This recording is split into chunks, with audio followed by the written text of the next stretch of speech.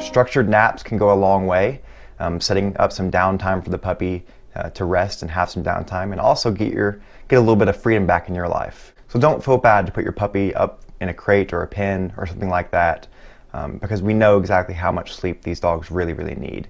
Sleeping is a huge part of development, and if we want them to act appropriately, they need to get the appropriate amount of sleep. Very important. And one thing I would say is try not to use puppy pads. Puppy pads can cause a lot more problems than what you like. They can be very confusing to a dog. You might see success with them very quickly, but then on the other hand, you might see more accidents on your carpets and rugs because they're learning kind of that going on that puppy pad feels very similar to the carpet, and they have that substrate preference, which we'll talk about more in a minute.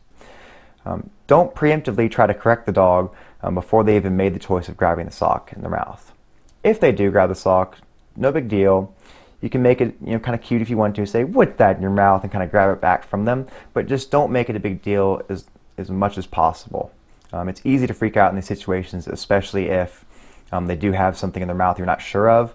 In that scenario, if you're not sure what they have in their mouth or it is dangerous or scary, rather than running over and kind of prying their mouth open, which can scare them and honestly cause them to swallow it faster, what you might want to do is quickly grab a treat, hold the treat up to your dog's nose. A lot of times they'll drop what's in their mouth to grab that treat. That's a little trick that we've learned that a lot of times helps get your dog out of that scenario. So keep that in mind.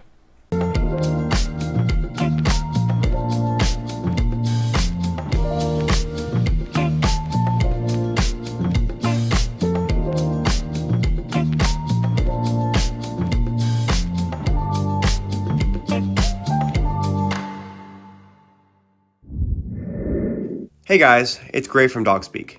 Today we're talking about teaching real life stay. Now the reason we're calling it real life stay and not just stay is simply because the way I see a lot of people teaching this. So many times I see people teaching this by repeating the word stay over and over and also staring at their dog. But honestly, that kind of defeats the purpose of this whole thing. We want our dogs to understand that their job is to stay in a position and not move from that spot until we release them, regardless of what we may be doing or what may be happening in the environment.